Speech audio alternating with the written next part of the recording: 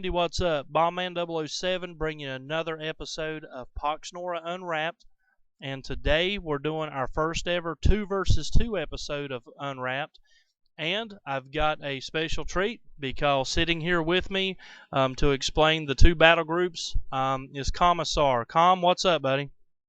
I'm good, thanks. Good to be on here. Fantastic, man. Now, you're going to be teaming up with Valvaryess. Val has a mic busted, so he's not going to be able to dual commentate with us on the battle groups or the matches. But so you guys have kind of played together before. You kind of know where each other's coming from. Is that right? Yep, been playing together since since 2 versus 2 came into existence. Actually, long-standing team. Kind of played the same sort of battle groups throughout. Focus on anti-spell throughout.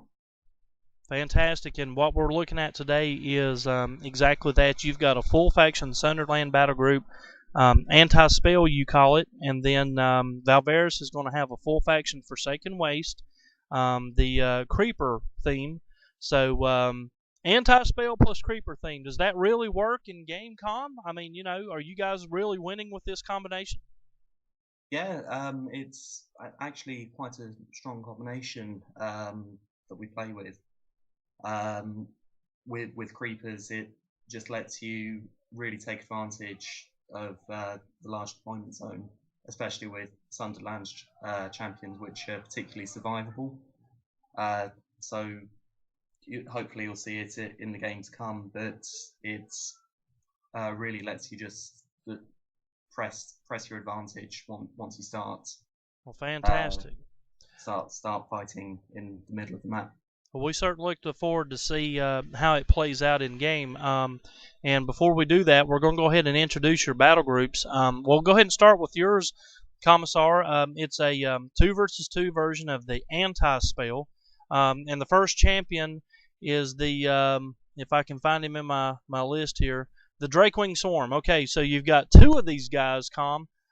You've gone with the damage 3 and the swarm upgrade. So what role does the Drakewing Swarm play in your battle group?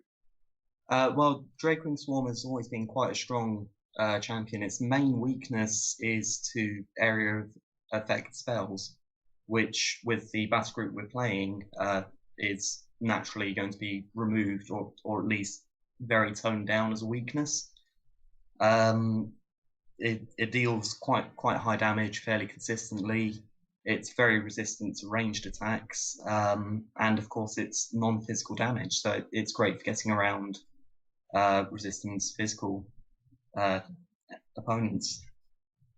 In terms of the upgrades, I prefer damage over speed. I see people run it with speed, and I can kind of understand why they would, but because it's got careless base, I don't see the point of 7 speed, because it means you can move 1 extra space before attacking, and that's it. I don't really see the advantage to that. For me, the swarm upgrade is pretty much an auto upgrade, just purely because swarm can provide quite a huge swing in terms of champions. Certainly, and your battle group by itself is going to help to negate the numerous hindrance that it has, where it takes the double spell damage from area of effects and stuff.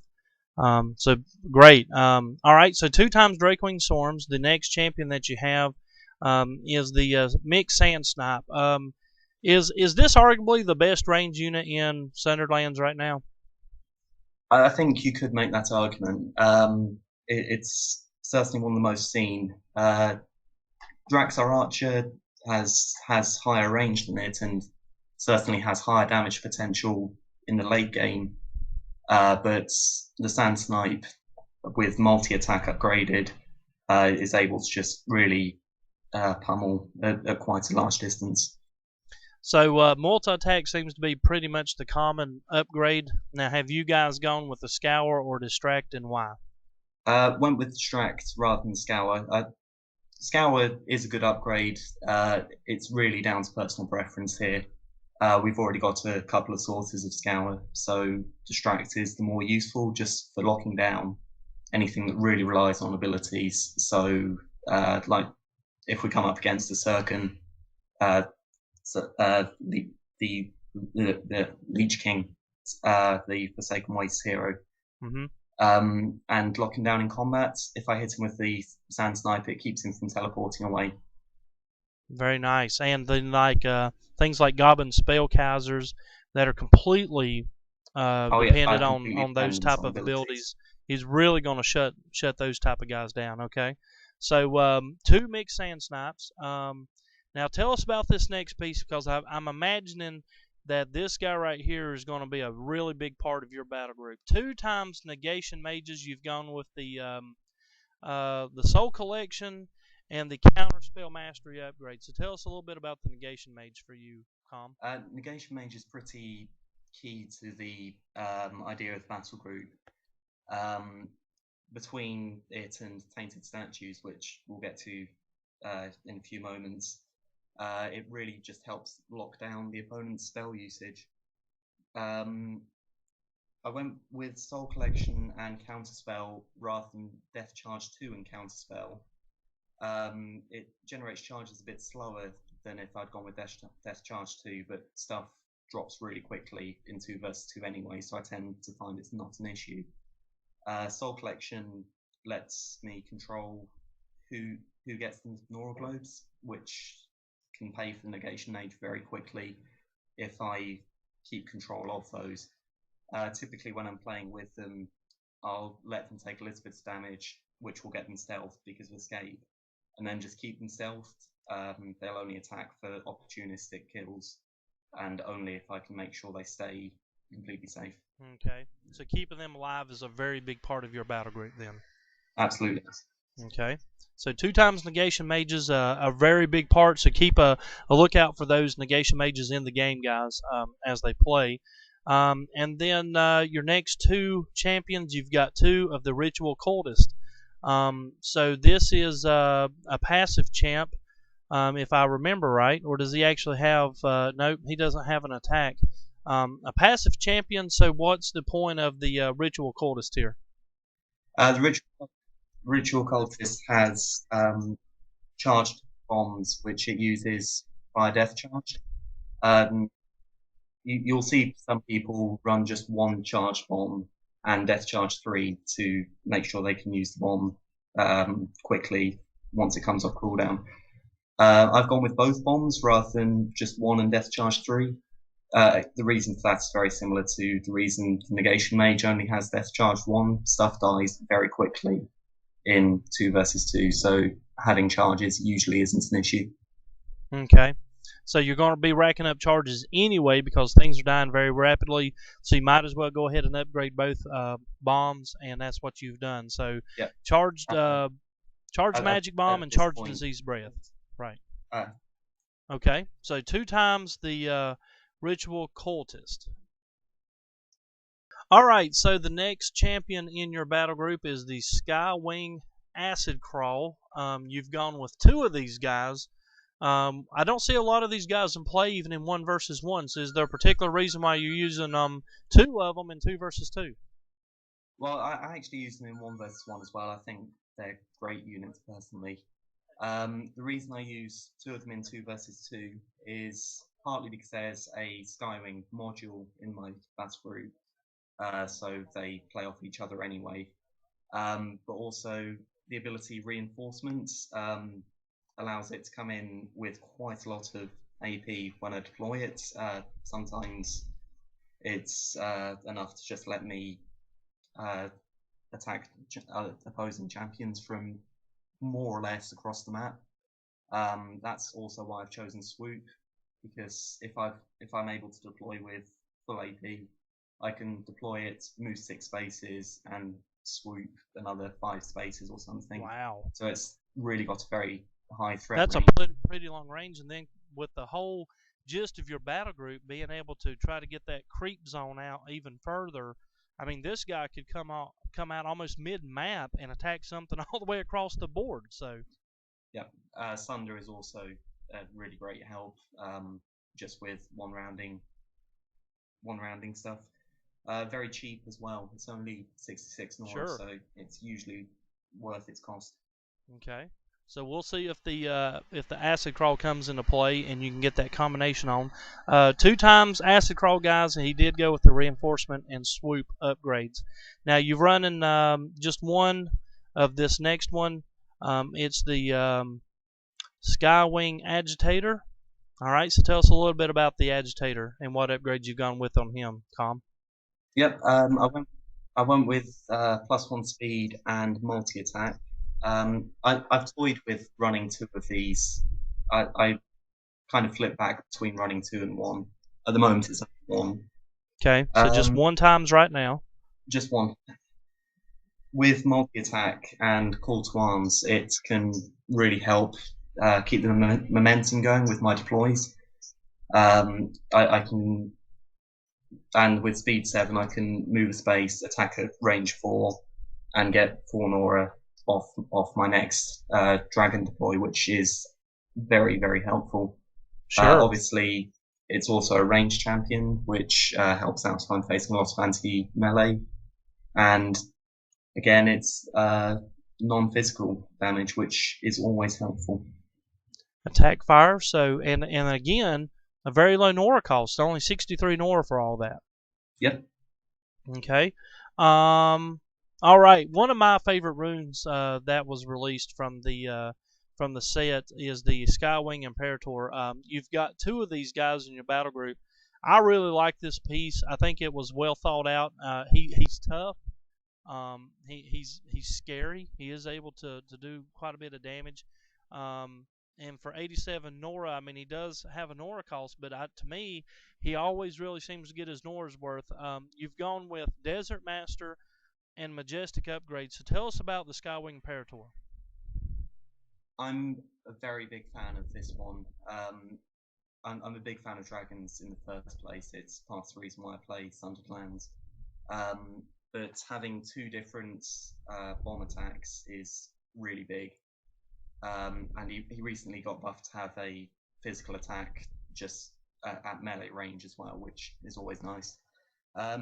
I go with Majestic and Desert Master personally. Up until very recently, I was running +2 defense instead, but I worked a few things out and figured Desert Master would be the more effective because he generates his own sands, so quite often you'll be getting +2 defense from that.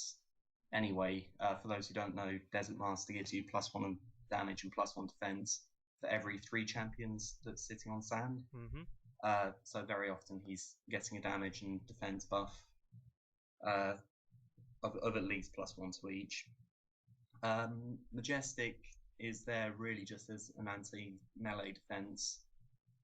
Between that and Desert Master, it's not unusual for something to hit for maybe 4 at most in melee. Nice. A lot of people like Encouraged. I think it doesn't work well on a bomb champion. With bombs, you usually want to do them first. If you're waiting for the Encouraged damage boost, then you're going to be missing out on hitting as many champions as you can with the bomb. Sure, that makes sense. And then with the Acolytes to back him up, he has Acid Breath and Acid Acolyte, Lightning Storm with Storm Acolyte. So this guy, before you know it, if you're not careful, he can really heal up very quickly. Yep. And I've got a fair amount of acid and lightning damage elsewhere in my battle group as well. Very nice. So 2 times Skywing Imperators. Skywing Rumbler, you've gone with one of these guys. The Rumbler is a short-lived champ, 65 Nora for an absolute ton of damage and speed that hits the board. So how exactly do you try to use the Skywing Rumbler? I kind of just use him as a suicide unit, really. He's got short-lived, so he's not going to last in the first place. He's got fairly decent damage. It's 15 basic, and I give him Surge Dragon as well. So with the Dragon module I've got, especially with the Drakewing Swarms, that can get quite high very quickly. He gets 5 AP off the bat. With Skywing as well, that jumps up to 7, so he's got a fairly decent threat range when I deploy him. With Lightning Blast, if the opponents set themselves up in kind of an area of two spaces apart. I can hit multiple champions with it. Basically, he's just something I throw at the enemy and do a lot of damage. Nice. So Surge Dragon 1 and Lightning Blast, is that correct on the upgrades? That's right.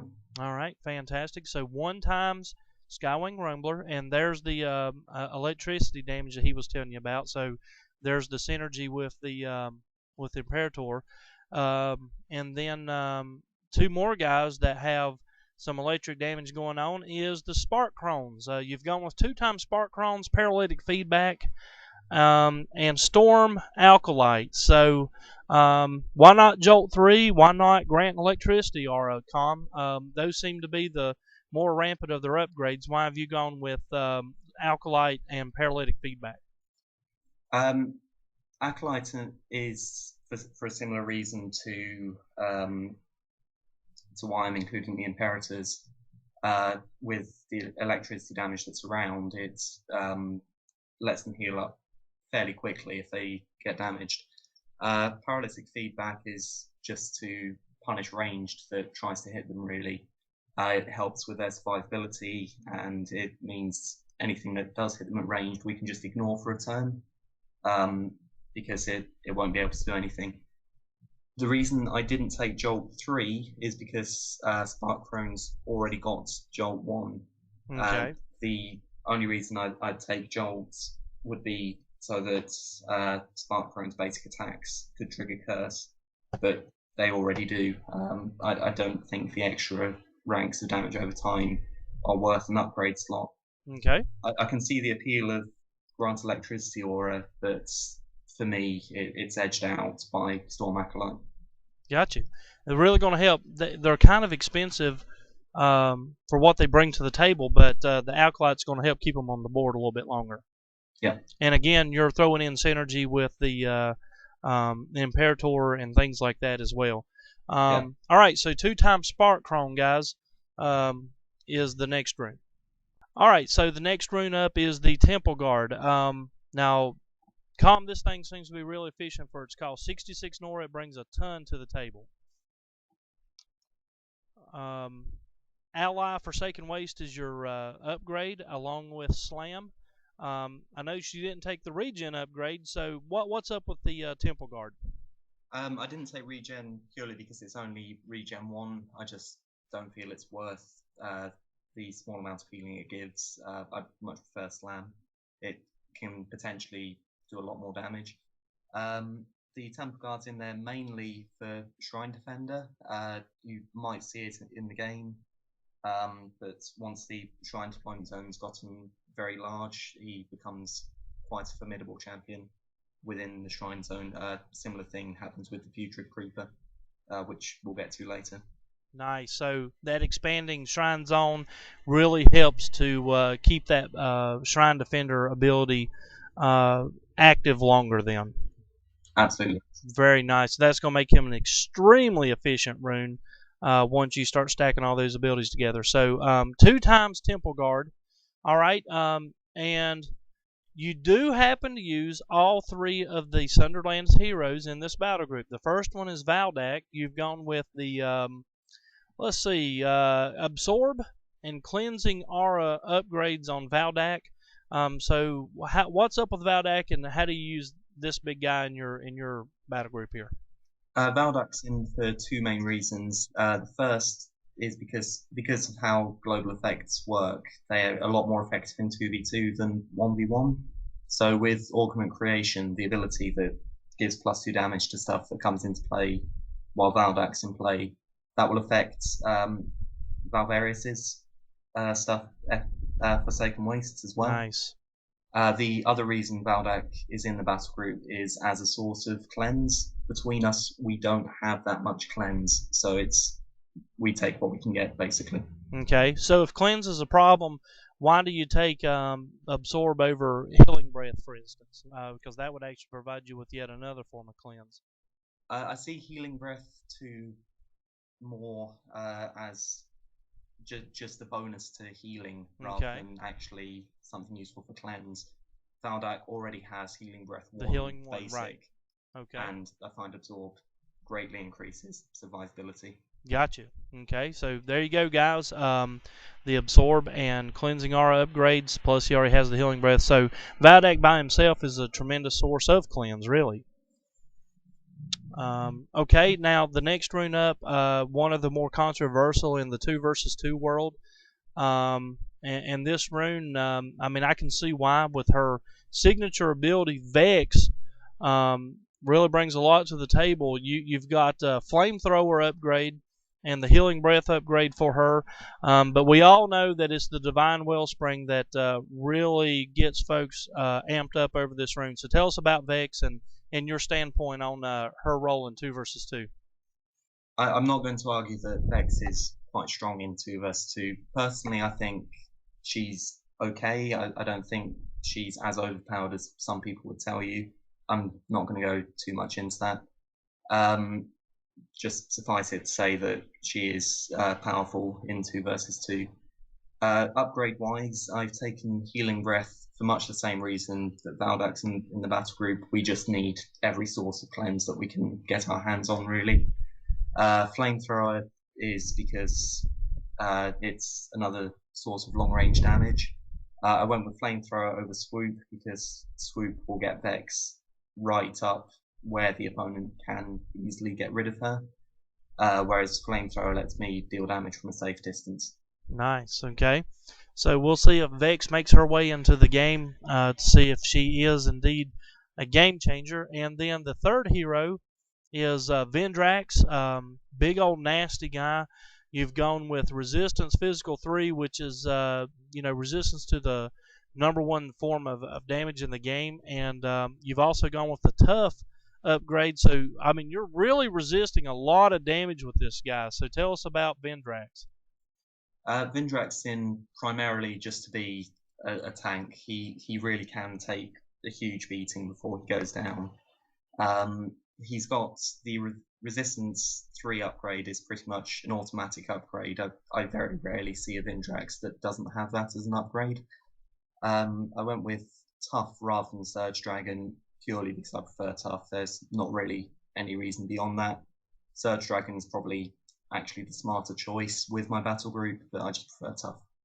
Okay, so there's the Vendrax, and that actually finishes up your champions. Now, guys, what you're going to notice in this, and actually Comms and Valvaryess' battle groups, there are 0 spells between the both of them, and it's because of the relics that Comissar is bringing to the table here.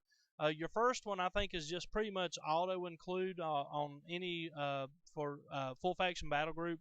The Draxar War Banner, so you've got a War Banner in here. And is it auto-included just for that reason? I mean, plus 5 hit points, plus 1 damage to everything on the board. Plus, it makes a very good font contester itself. Is that what it's in here for, just for its efficiency and things like that?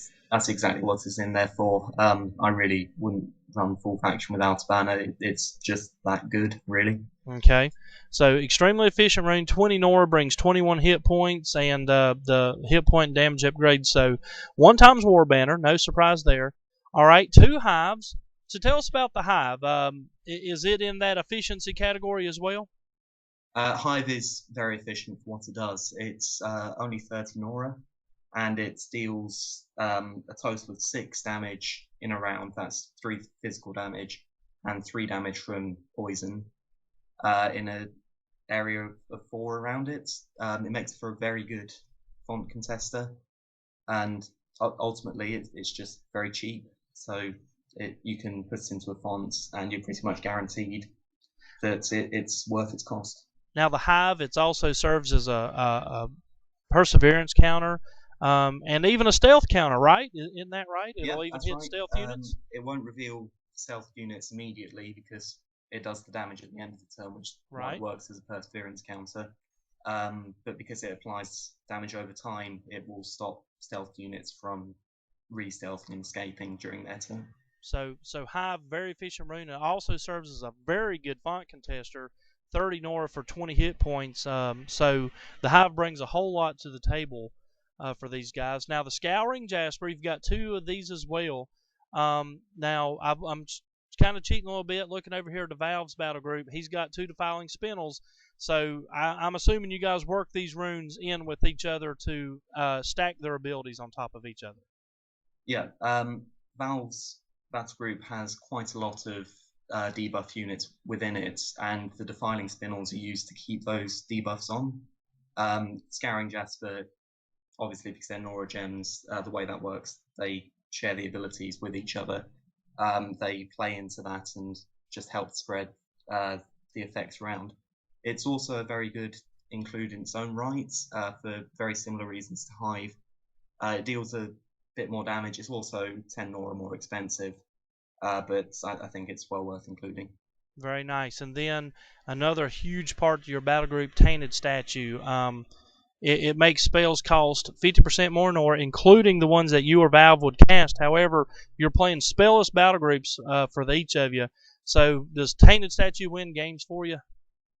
Absolutely. It's not as showy as other ways of winning games, so you're not going to see people explode because of it. But it just creates such a huge Nora advantage for us if people are casting spells through it, because it makes spells cost 50% more. Spells suddenly become very inefficient ways of dealing with things. It's worth noting, just quickly going back to negation mages, any spell that's stopped by their counterspell still costs the extra 50%. So if they cast a normally 40 Nora spell, it would cost 60 Nora and backfire on them because of the negation mages. No, I'll come. Okay. Man, I swear. My wife is... Okay, and then you've gone with 2 equips. So a Relic Battle Group Heavy, no spells, Champion Battle Group Heavy, and then only 2 equips. You've got a Cakeos Blade as your first one. It gives Equip Champion Ren 3, and then if it's put on a Draxar, it also gains Flame Strike 2. So what's up with the Cakeos Blade? Why do you run it? It's in there mainly for the Ren 3.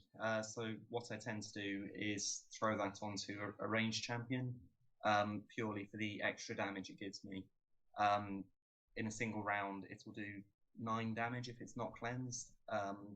If the entire damage over time plays out, it can do up to 15 damage.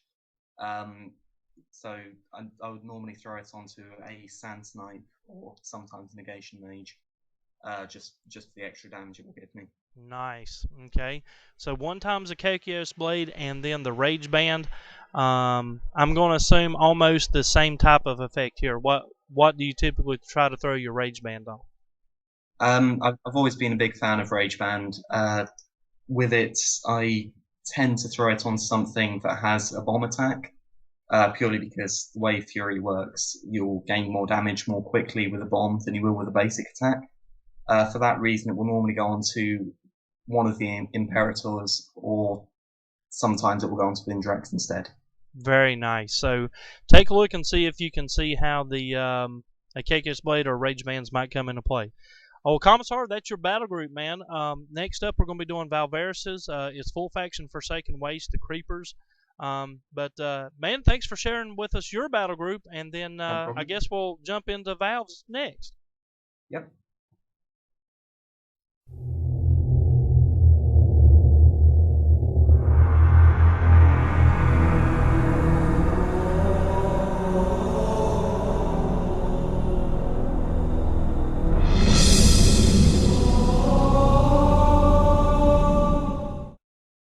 Okay, guys, so Valvaryss's microphone is not working, so I'm going to go ahead and introduce his battle group for him.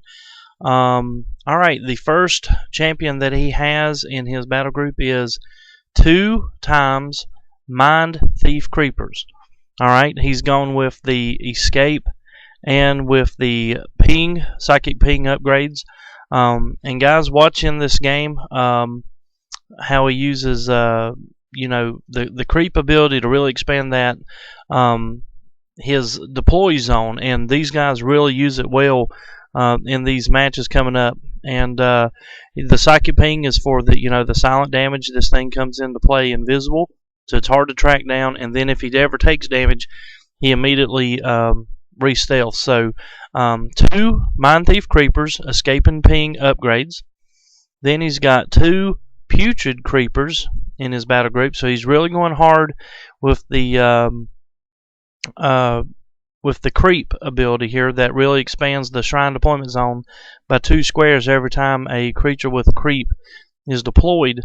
And the way that they were explaining it to me is that in 2 versus 2, when they deploy if he'll deploy a creep champion first, and then say his partner deploys a champion right behind it, it doesn't cause the shrine zone to decrease. So it's a really awesome ability, especially in 2 versus 2, because like say Valvaryess puts out a Putrid Keeper, that makes the zone go by 2, but then if Comissar puts out a creature that's not in Forsaken Waste or with creep, it doesn't cause it to retract because it's not Valvaryess putting a creature out. So watch that in this game. I think you'll really get an idea.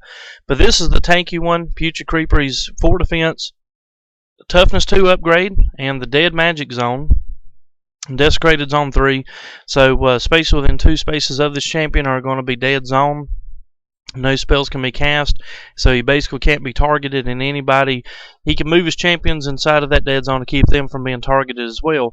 So it's a real tanky champ. Not a whole lot of damage, but good abilities like Hex 3, Scour, so he can do some damage over time, and a Shrine Defender. And what's really neat about Shrine Defender on this champ is that with the increasing zone deployment, the Shrine Defender ability can really be used, because while they're in that shrine, font deployment area, they get the abilities of this. So it's an extra +2 damage and speed and 8 hit points while they're in there. So keep a lookout for that. Plus, Forsaken Conduit can really help keep them alive. Just take a look out for the Putrid Creeper. He does have 2 of those. Toughness 2 and Dead Magic Zone. Alright, the next one. 2 times Bloodbinder Count. Okay, so the Bloodbinder Count is one of the legendaries that came out not too long ago. And the upgrades are Ignorance and Phase Shift. So he wants to keep him alive with a phase shift, making him harder to take down. Ignorance keeps those pesky wizards and priests within a round, of activating abilities, so they can't heal, they can't bomb, they can't do all sorts of things that those wizards and priests normally do because of the ignorance ability. So really serves as a major distraction for the bad guys around him. He has an electric attack. He is a dead creature. He casts the Dead Zone Voodoo. So the first time that a champion moves into a dead magic zone, it's knocked back 3 spaces and takes 10 damage and loses all AP. So very nasty spell it's able to cast. He has a desecrated zone, so no spells can be cast on him or around him. Life Siphon built in on base, and a wizard foe, so he's going to take even less damage from those wizards around.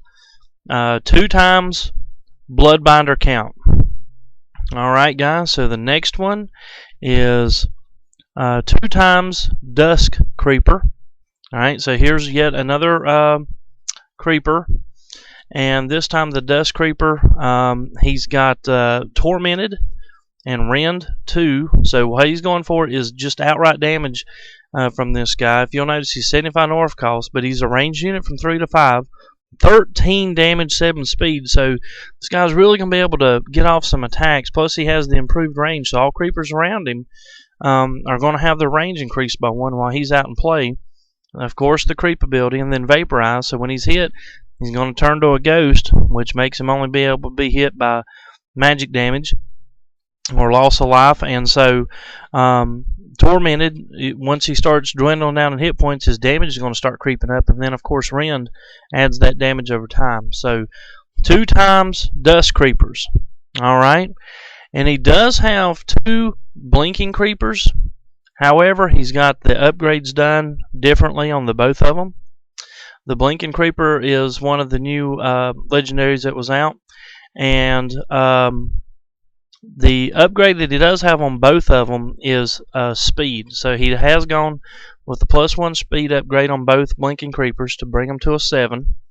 But on one Blinking Creeper, he's got the Horrific Aura, and then on another one, he's got Escape. So depending on the players' battle groups that they're going up against, if they have a lot of detection, or if they need to hold off that turn, with him trying to harass a fawn or something like that, the Horrific Aura allows him to kind of move up to the front lines and take at least a round off of the tanks and stuff because of the Horrific Aura typically. And the Escape, of course, if he's hit, he stealths. So it kind of depends on what their opponents are playing. This thing does have the Creep ability. Creep Master, though, when this champion destroys an opposing champion, your Shrine Appointment Zone increases by 1. So they have yet another way of increasing that font zone, so keep a lookout for this one.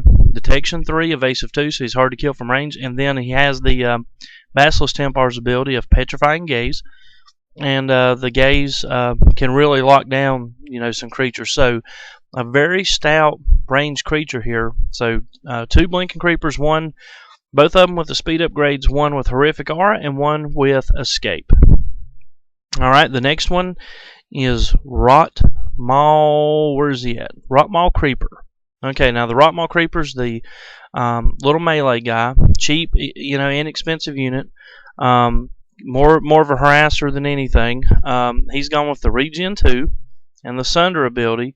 Or the Swordbreaker, I mean. So he has... he's gone with those. This is an anti-equip. It's going to be a little bit of a harasser, 7 speed, so he's got good speed to get into combat. Anti-range unit because he's got Assault, and again the Creep ability, and then Rabid is just going to be a dot with the anti-healing effect. So going to use the Creepers to kind of harass a little bit. So keep a look out for them. 2 Aspects of Death. Now these are some guys that when they were first released were absolute machines. We've seen them everywhere. You've probably heard of Dread Engine decks. The Dread Engine is the abilities that these things brought to the table. Enemies within 8 spaces have -2 damage, so you've probably seen these things before. He is using 2 times Aspect of Death, and of course one of the upgrades is Dread, and the other one is actually Charge too, so he wants to get those charges going as quickly as possible, so he's going to bring 5 charges to the table immediately, and then anytime something dies, it's going to gain 3 more charges to go along with it. He's able to propagate charges, so all the units in play gain a charge, and then ultimately what they're trying to do is use the Death Knell ability. He spends 4 charges, and all opposing non-avatar, non-elite, non-boss champions with 6 more charges gain short-lived 1. So it will completely wipe out the field if he uses that ability, and they have 6 or more charges. So look and see if the Aspect of Deaths come into play. They're not a passive champion, although they have 0 damage. What they do have is technically a magical attack, but its Soul Strike ability. Anytime that this creature attacks, it actually takes 25% of its max hit points. So if it has 40 max hit points, it's going to hit for 10 every time that it hits a champion. So 2 Aspects of Death, gone with the Charge 2 and the Dread upgrades. Alright, so he has a Surcan, the hero for Forsaken Waste, the long range hero, 3 to 7 range. This guy's nasty. He's gone with the Life Siphon and the Weary upgrades. So every time this guy hits, he's going to debuff you. He debuffs the defense. He debuffs the damage. So he's going to debuff the damage and defense. He's got the Life Siphon going on. He can teleport. Frost Cone. I mean, Defensive Strike, this guy just has an absolute ton of abilities. Very difficult to take down. And he does use Surcan, as a long-range threat, stuff that the creepers themselves don't necessarily bring to the table in these battle groups. So 1 time Surcan, 1 times Zulos, and I think Zulos is pretty much an auto-include. The other hero for Forsaken Waste. He's gone with the Drain ability. So target friendly champion you own loses 16 hit points, and this one's healed, so he's going to try to keep him alive.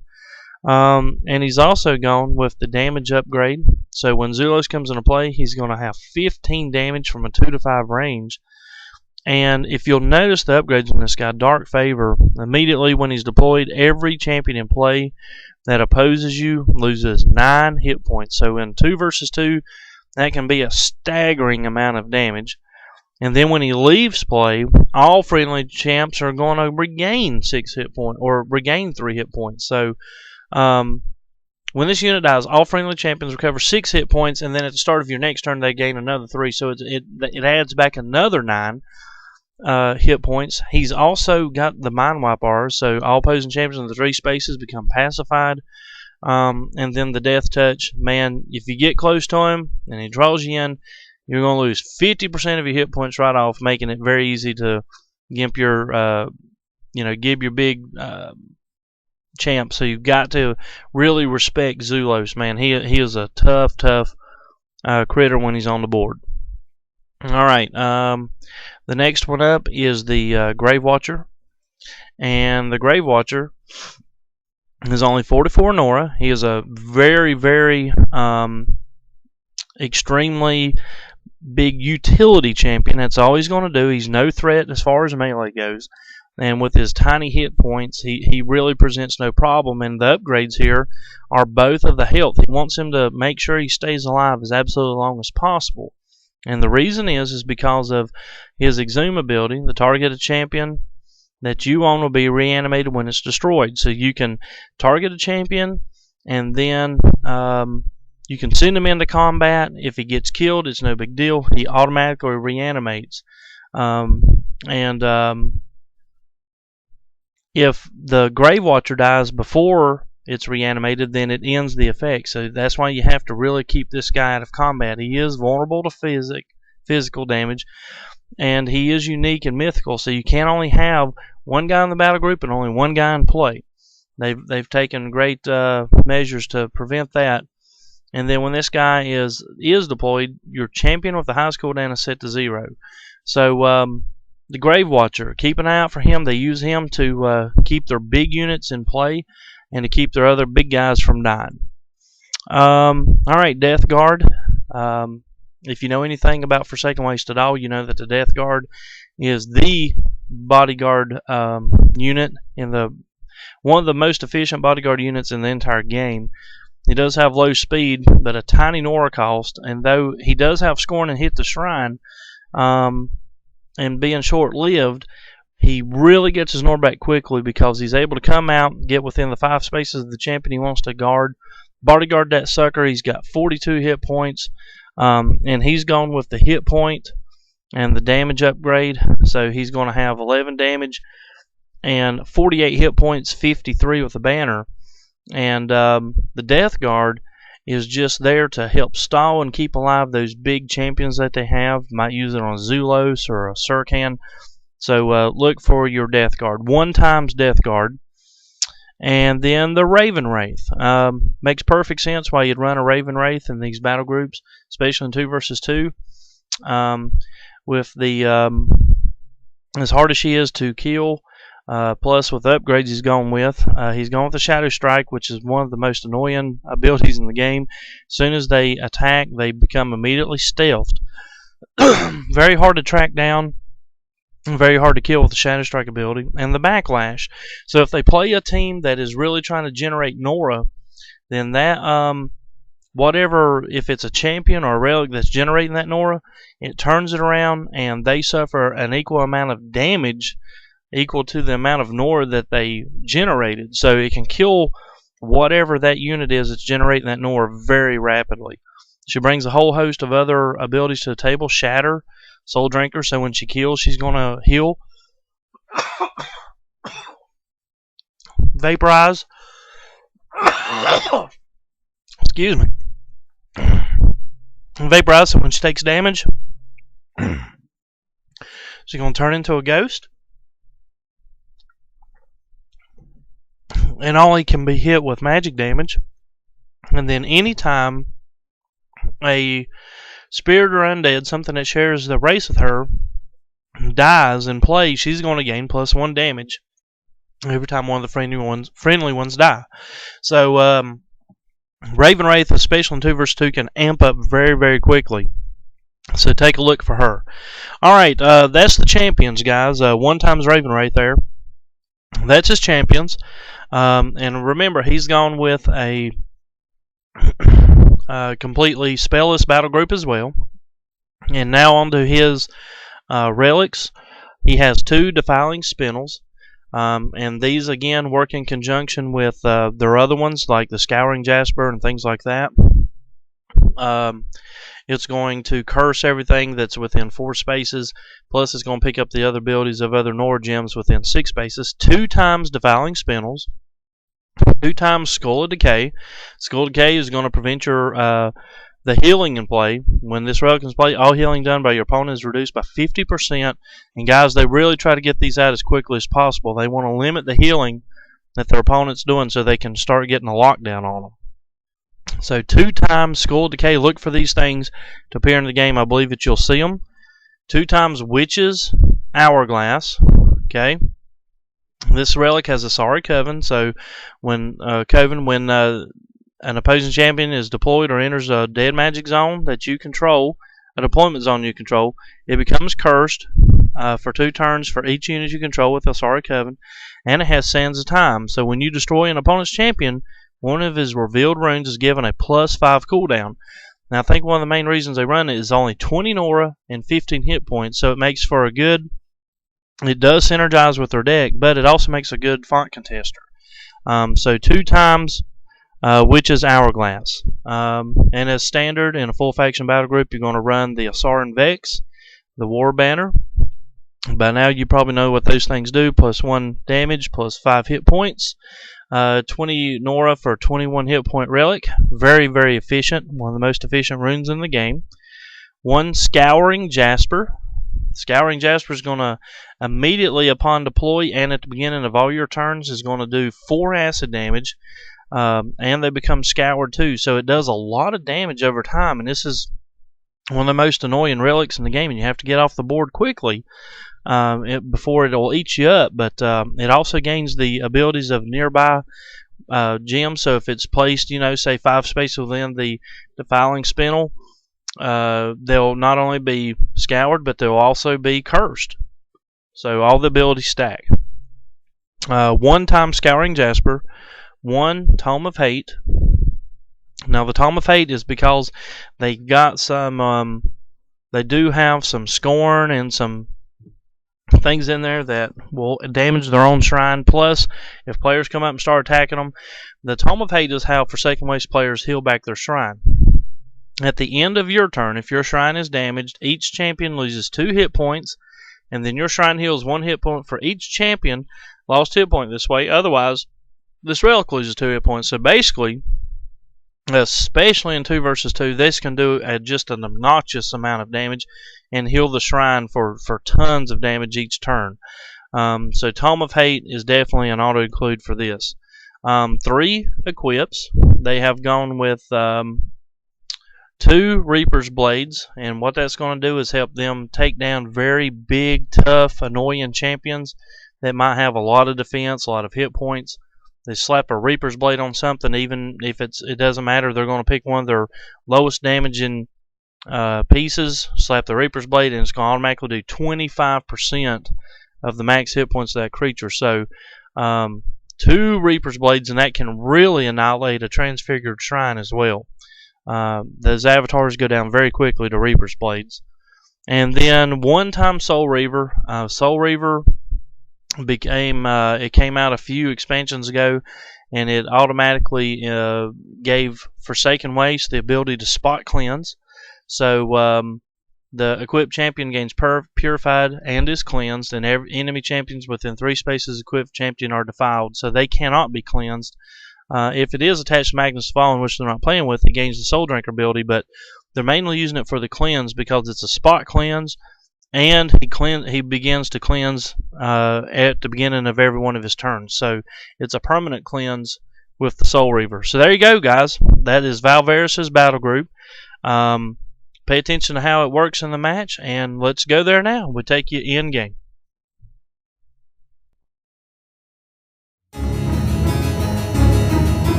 Pox community, what's up? Bombman 007 bringing you another episode of PoxNora Unwrapped. This time we go a little bit different direction. We're taking it to the 2 versus 2 world, and hopefully we're going to be bringing you some informative information today. And today, sitting in this match, I have Valvaryess and Comissar. Com, what's up, man? I'm good, thanks. Hello, Internet. We're playing a 2 versus 2 game. Our battle group's based around anti-spell. Some of you may have seen it in various forms. We've been playing it since 2 versus 2 release in one way or another. And we're up against double Savage Tundra. So does that present a problem to you right off, Com? Well, possibly. We'll see. One of the things that we struggle with sometimes is aerial blockade. The way that we play our battle group at the moment is based fairly heavily around making use of on-deploy AP generation. So we'll see. Very nice. Okay. Well, guys, like we said, this is the first version of 2 versus 2. I've got Comissar and Valvaryess sitting in. They're teamed up. And let's see, Valvaryess is running full faction Forsaken Waste, and Comissar is running full faction Sundered Lands. And then, like he said, Hunter 300 is running full faction Savage Tundra, and his partner Don't Talk ITM, I guess, is running full faction Savage Tundra. So, have you played these guys before, Com?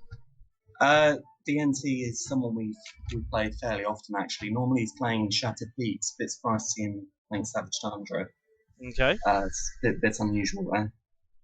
So Valve has deployed a Mind Thief Creeper, and you have gone with first turn Vendrax. So Absolutely. You guys get the early font cap.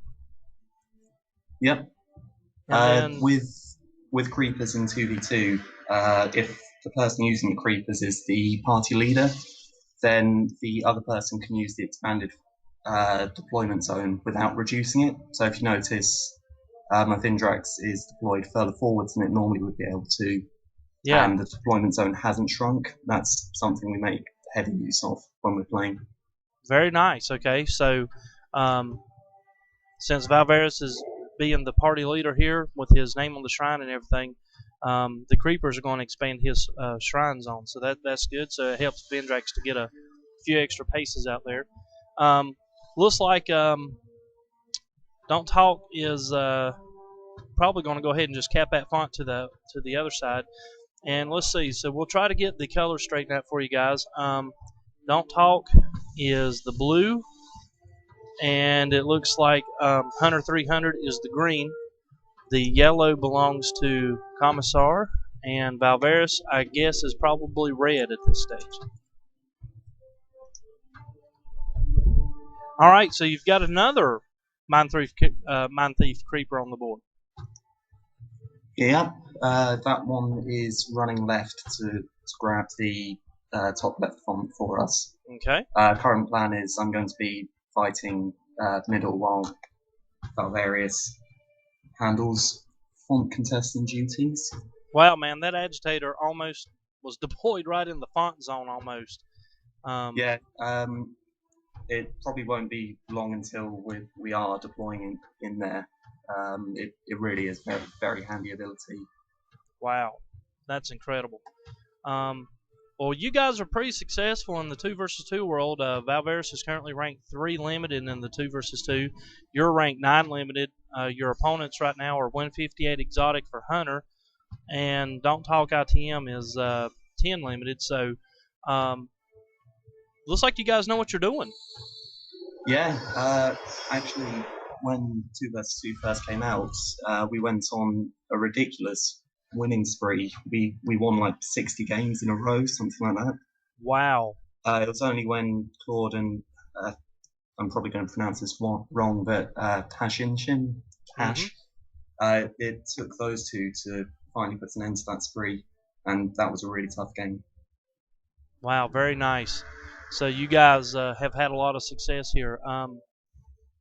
Now let's see. So your opponent looks like they're kind of right now. Not really a major thing going on with these guys. It looks like Don't Talk is running kind of a Strig. Got some Strig and the Gale Raider in there, so probably a Tailwind thing. He just threw a Mirror Shield on his Battle Ward. And then Hunter is running, Jakey Starseer, Ice Elemental. Nothing really sticks out to me right now as being, anything particularly themed to 2 versus 2. So how does full faction Sunderlands and full faction Forsaken Waste work together, Com?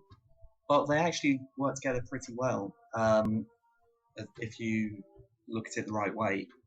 Most important thing to remember with 2 versus 2 is that effectively it's one battle group, so you've really got to work together with your partner to build together if you want to have the most success.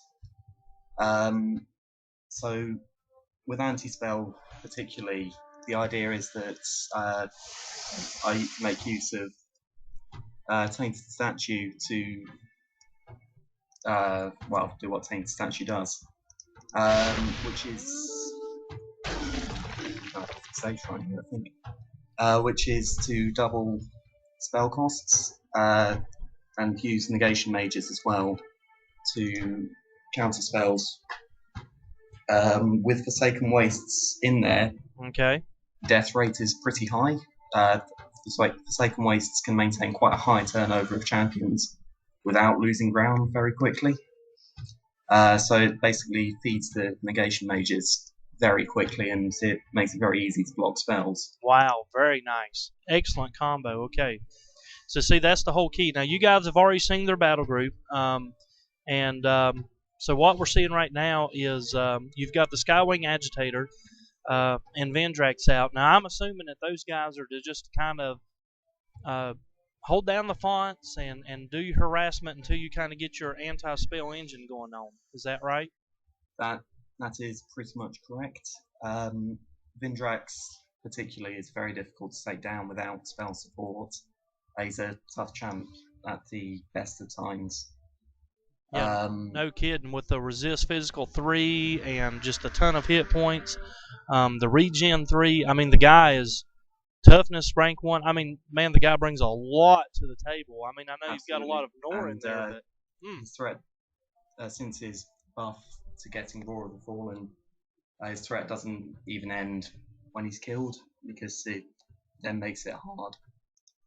Much harder for. Brother, -2 defense and -5 damage is a chunk. I mean, that is a massive, massive debuff. Yeah.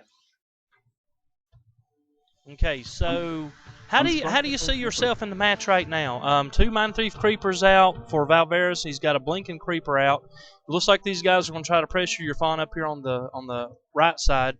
But how are you feeling about the matchups that you've got on the board right now? Pretty good. I've got plenty more, so I'm planning a big deploy next. Okay.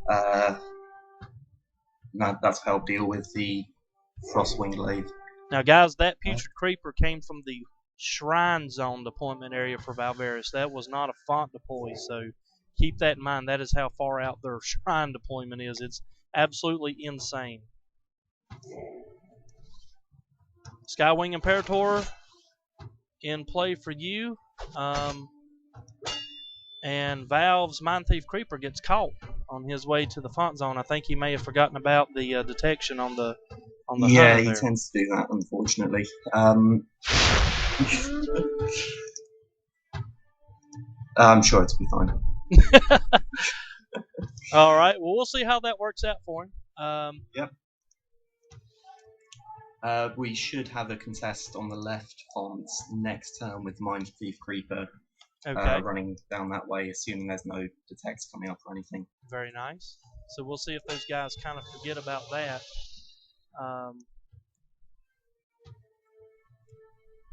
You've certainly got the right side of this map fortified fairly well. The Imperator is really going to slow down that Frostwing. And then with your creeper there, he's really going to harass that font big time, especially with that Nora cow there. Yeah. So just to take a quick synopsis here, we've got Shardseer Kayun in play, Ice Elemental, Jakey Starseer, Strix Battle Ward with the Mirrored Shield, and out comes Julia. So there comes the aerial blockade that you were talking about at the beginning, Com. So Lox Hunter, Frostwind Glaive. Man, there's a lot to keep up with on this stuff, brother.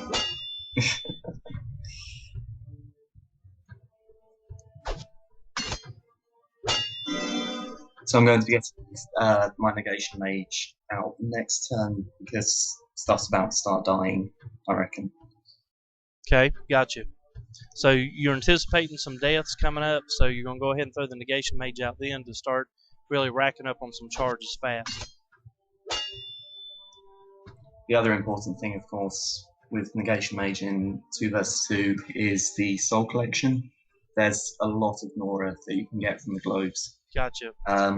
You see a lot of people running it with Death Charge 2 instead to get as many spell blocks as possible.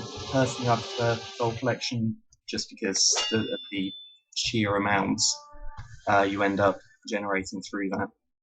Gotcha. So he runs Death Charge 1, you know, just like he said in his battle group description, and the Counterspell Mastery. So there it is. Anytime he gets 6 charges on that sucker, the spell's automatically going to fail. So the Imperator is going to lay some love down on the glaive. Yeah. And he's using Blitz to the full ability there. That evasive really making him a hard counter on that range, though. Already got 3 ranks of evasive on that glaive.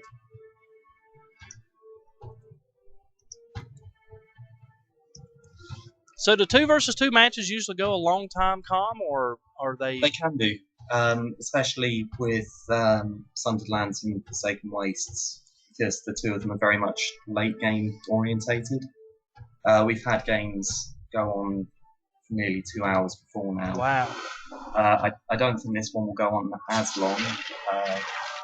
Chances are, because it's 2 Savage Tundra, once we break through and take control of the mid fonts, it's going to be too hard for them to come back. I might be wrong, of course. They might make a very good comeback, but we'll see. Okay. So as of right now, you've actually got them a little behind? Yeah, I'd say so. Okay. Well, they just lost both of their fonts, so that's definitely a good position to be in if you're Val and Com. So we got the Mind Thief Creeper over here, just like Comissar said, and then down here he deployed the SR and Vex. Valvaryess did with the Mind Thief Creeper. So both of those guys, both of those fonts are struggled now. There's the Ice Storm, but Ice Storm didn't bring a lot to the table, Comissar. That was a lot of Nora for very little effect, really. It was, and once the statue goes down, it'll be even more. Unfortunately, it wasn't down just yet, but if it were down, that Ice Storm would have been 75 Nora for very little damage. Brother, you can't cast spells like that to be effective, so don't quite have one of his 2 tainted statues down yet, but that's all right. It's coming up soon, I would imagine. Next turn. Next turn it's coming down. So, brother, you actually end up just completely locking down the spells with this battle group. Negation Mage plus Tainted Statues, you make it very, very, very inefficient for spells to be cast. Yep. Nice. Most people actually rely very heavily on spells. We've seen people spend upwards of 150 Nora just to take out 1 champion before. Because they're pushing spells through the spell blocks, through the statue, and it's just incredibly inefficient for them to do that, so we end up pulling very far ahead. Gotcha. Right. Because you're making it so inefficient for their spells, it's just a Nora advantage for you guys. Yeah. All right, so let me ask you this. We're sitting here watching Vendrax just take an absolute pounding there in the middle. And I don't know if he's going to be able to get the finish or not. That's what's incredible. But So in a lot of these 2 versus 2, I know you've seen it on the forums and stuff. A lot of players don't like the 2 versus 2. They say that it's just overpowered, cheesy combos, that there's no real skill involved. That, I think you've actually hit on a point that a lot of people think that 2 versus 2 is just nothing but a total spell spam, and that's just the way you win games, is by, like a double Savage Tundra here, dropping 4 ice storms on the field to eliminate everything in play.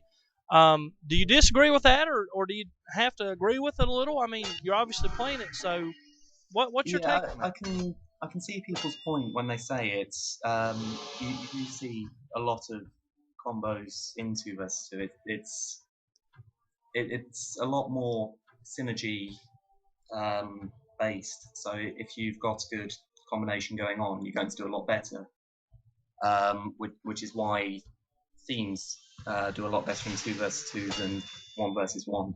Well, sure, you're double the effectiveness of them. I mean, Exactly, you've got to be. exactly.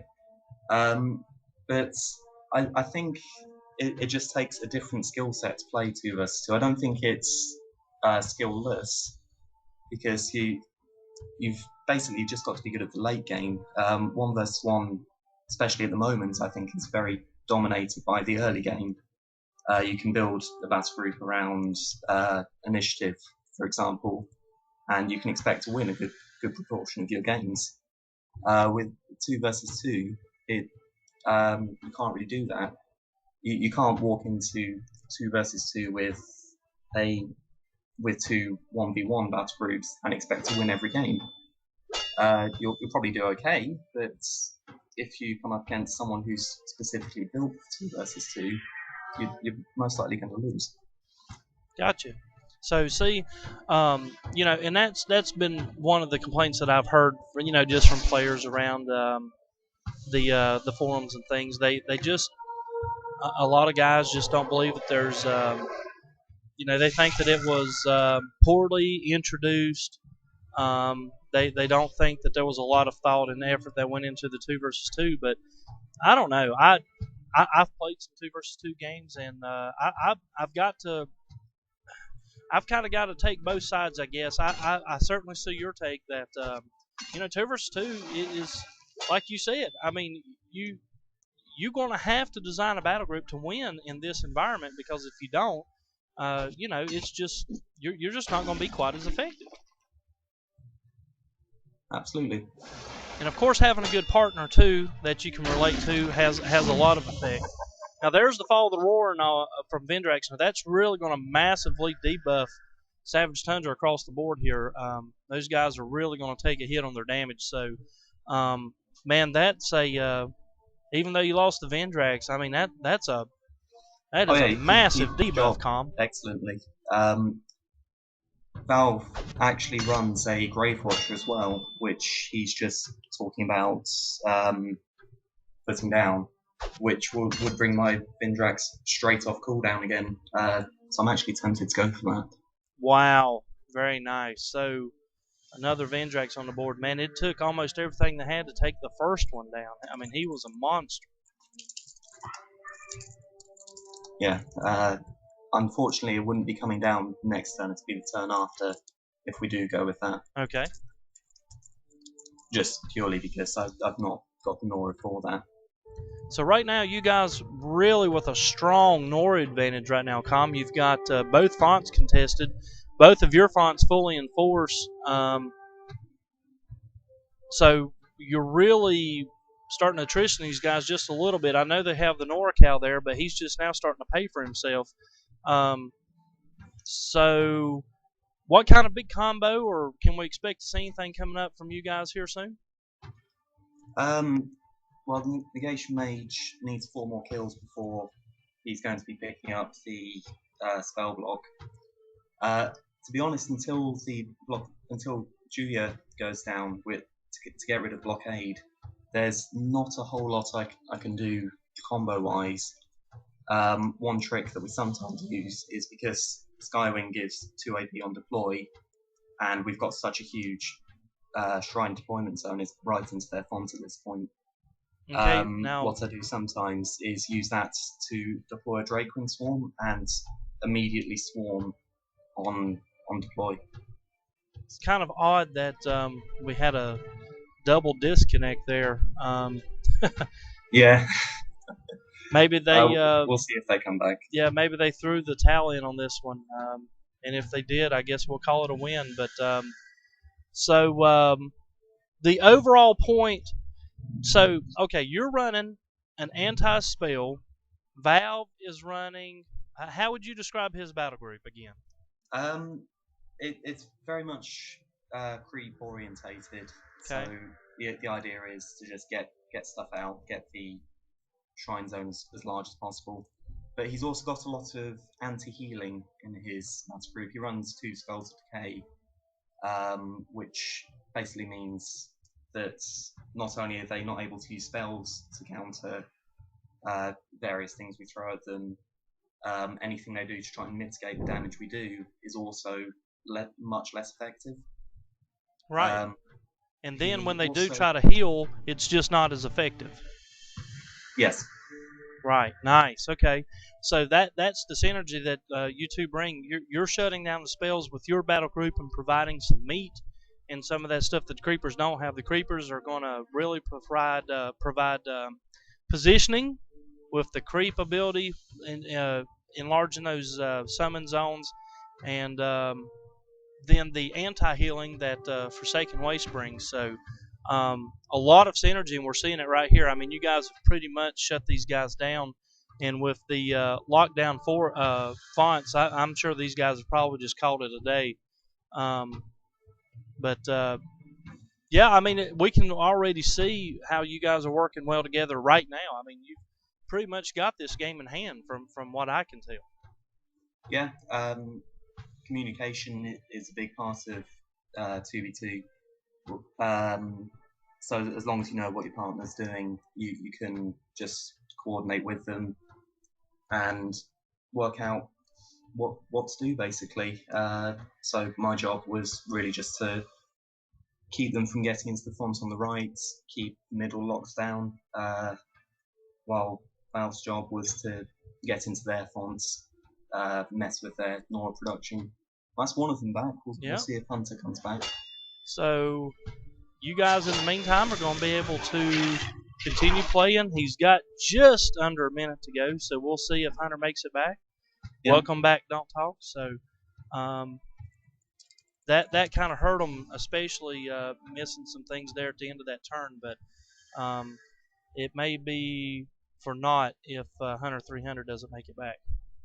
Absolutely. So if you are able to play, what's the objective on this turn right here, Com? Well, I'm actually just. Oh, and there he is. So Hunter 300 is back in game. So we're good to go. So what I'm just going to do is keep up the contest at the bottom font just to make sure we maintain the Nora advantage. It's nothing especially exciting, but keeps us going. Okay. Next turn, might try and get Vindrax down, might get another Skywing Imperator down. We'll see how that goes.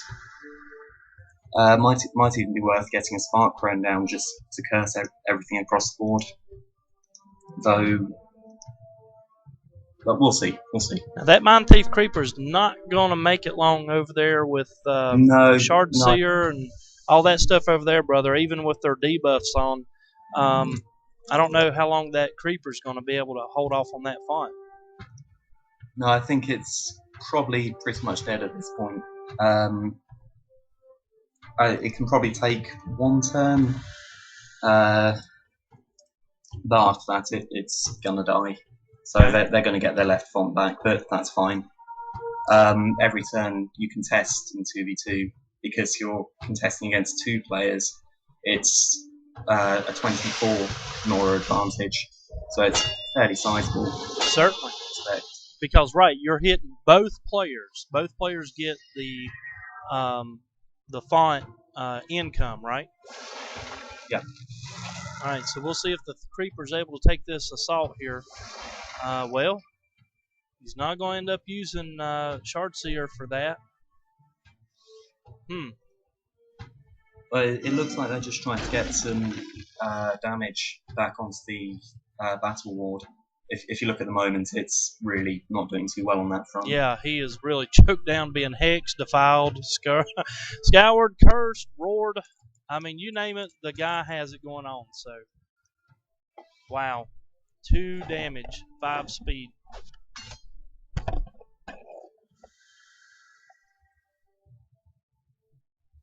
So the plan for next turn is we're going to throw a Reaper's Blade onto the Negation Mage. Hopefully that's not spell. So that one was 75 for us this time. So still no Tainted Statue in play, Com? No, it is in play now. It's 50 Nora normally. So oh, it I costs see it. There it is. an Okay. extra 25 to cast it's that. hidden back there behind your shrine. Okay. So there's the Tainted. So that was a very expensive Ice Storm. Yes. It's trapped Agitator though, which is a little annoying, but that's okay. What was that again? I missed that. Agitator, he's trapped on impassable terrain because Ice Storm rounds the people it hits. Oh, I see. Okay. So he won't be doing anything next turn, but that's okay.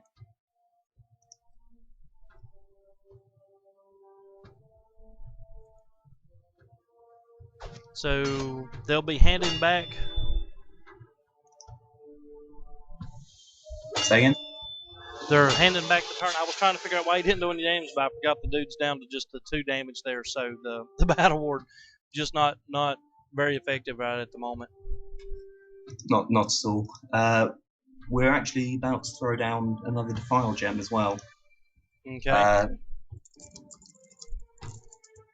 So the Defiling Spindles, you play with 2 of those. Right now, both of your Skull Decays are in. So you've got that going on for you. Yep. So this game has really gone your way, I mean, for the most part.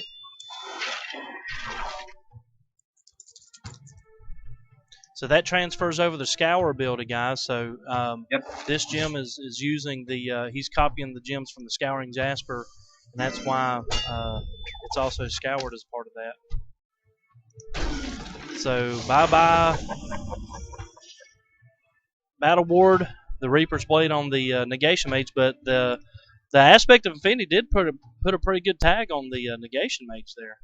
Yeah, that's fine. The Chill is going to keep Negation Mage from stealthing this turn, but next turn he'll be stealthed and completely safe. So I'm not too worried about that.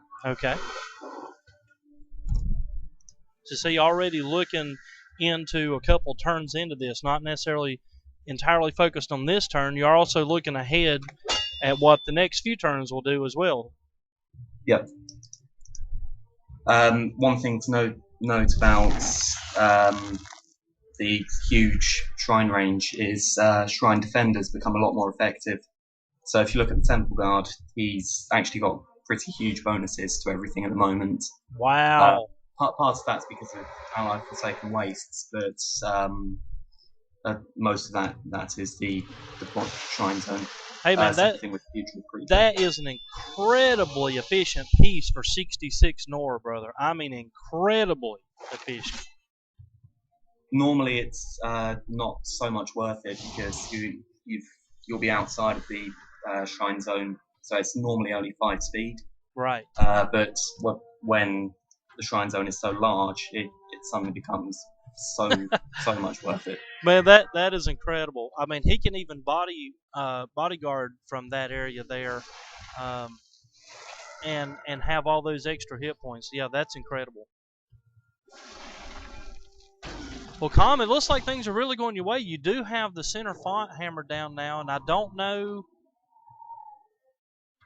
Okay, I saw Gale Force, but I'm not exactly sure what it did. Well, it was on the Imperator and the Hive, but I don't think it was worth it personally. It hasn't really achieved anything. They might kill the Hive, but I'm not too bothered about that. The Imperator can just move in next turn. Actually, the Negation Mage is about to die, so I misjudged that, but never mind. So down goes Hive and Negation Mage, but like you said, The Imperator's easily going to be able to step right back into that font zone there. So not a huge deal.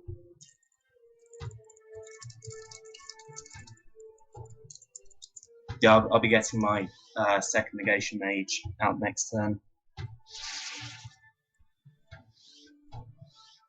And so, be grabbing the globe there.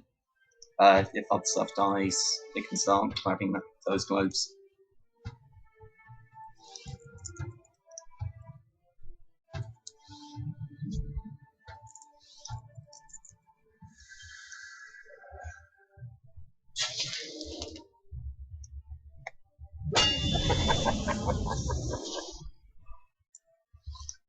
So he's already used that Soul Collection to effect there. Grave Watcher's not going to be able to use his ability because of the aerial blockade.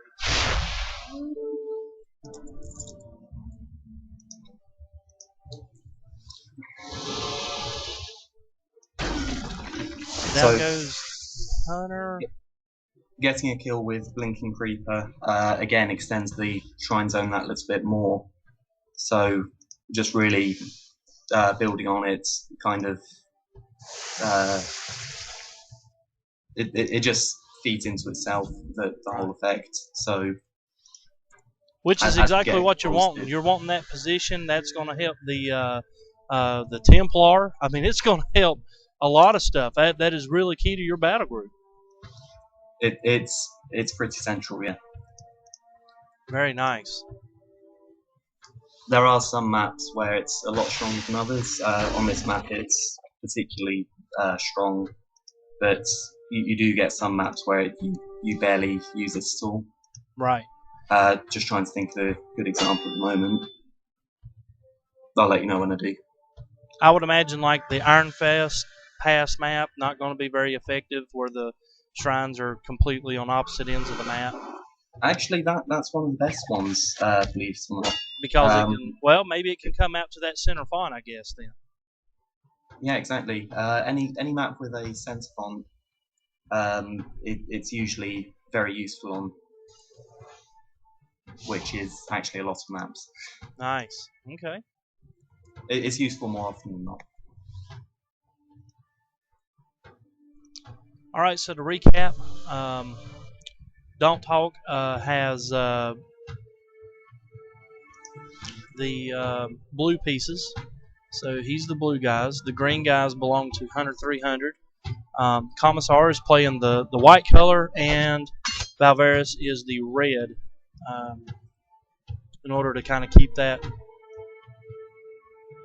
verified for you. Up here on the top, guys, if you'll notice, just a banner, 2 Skulls Decay, the Tainted Statue. So we haven't seen hardly any action on their side of the fonts at all since the beginning of the game. All the action is taking place down here on their side. He's going to try to make a little bit of a run for it with the ice element on that side. They finally did kind of break away from the Mind Thief Creeper and stuff you had over here on that left side. So now they're going to try to pressure your font up there towards the top. Yep, that's fine. Most likely get something down to intercepts next turn. Unfortunately, a lot of my battle group relies on ult damage, so I've actually got very little physical damage in the battle group. So you might actually be taking some damage off of that. A bit of an irritation for me. Right. Okay. They are not able to get rid of that Imperator there in the middle font, or in the side font there. So that sucker's, well, maybe. Here comes another spell. Another expensive Ice Storm, man. So that's 75 Nora a pop that they're laying down for those things, Com. And I guess that's a more than fair trade-off for you and Valvaryess. Absolutely. If something's killed by a spell, it's almost always a game for us. So I'm never bothered by it. Okay. Now that I would imagine that anytime you guys play a double Savage Tundra, that's pretty much what they're going to try to do, is spell spam you a lot, because that's a lot of Savage Tundra's strengths is in their strong spells.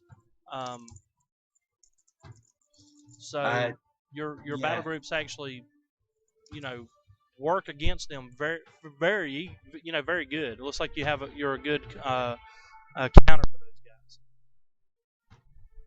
And I wonder if we got another disconnect problem going on. The timer's kind I of paused. actually can't hear you at the moment, I'm afraid. What's this? I can't quite hear you. You can't hear me? Well, I can now. You're just very quiet. Okay, sorry.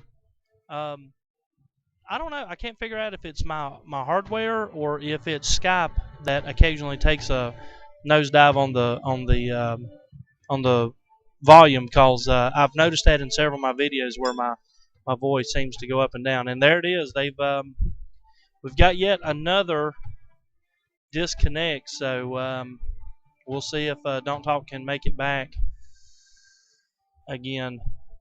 Hunter 300 staying in, but Don't Talk is out again. So do you guys have a plan to overcome the ice elemental moving up towards your upper font here? I'm going to be throwing something down to deal with it. I'm not too sure what just yet. Valve's going to be getting Zulos down next turn. It's going to have to get 2 kills on Nice. the Nora Beast and the Frostwing Glaive. This will also help set up a few more. I'm just trying to work out whether I can afford to get Vindrax back down. Because Valve deployed the Grave Watcher, it brings the highest cooldown champion off cooldown. Right. So Vindrax is now off cooldown for me. Very good. About 15 turns early, so that's very handy. So we've got Don't Talk back. However, the game is still kind of hasn't officially resumed yet on the timer. We'll see if hopefully it doesn't bug us out here. Don't Talk and Hunter have had some connection issues this game, but so the Zulos coming in.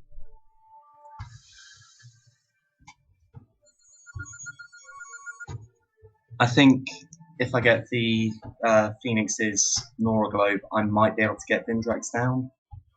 I'm going to be about 12-10 Nora shorts, going by fonts and shrine alone, so I can't remember how much I get in a normal globe, so we'll see. We'll see whether I'm able to get him down.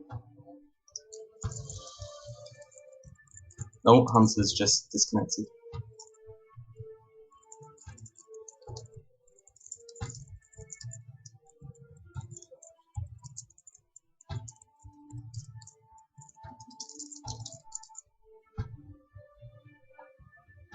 Just noticed that we can actually kill Julia, so we're going to go for that instead.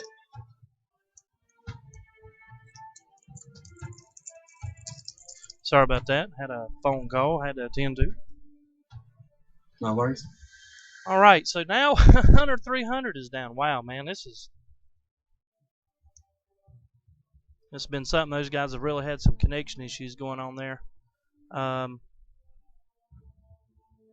So the Imperator's finally out of their font zone there, but it looks like you might be able to. What are you guys going to pressure that font with next, or are you going to kind of lay low on it for a minute, or?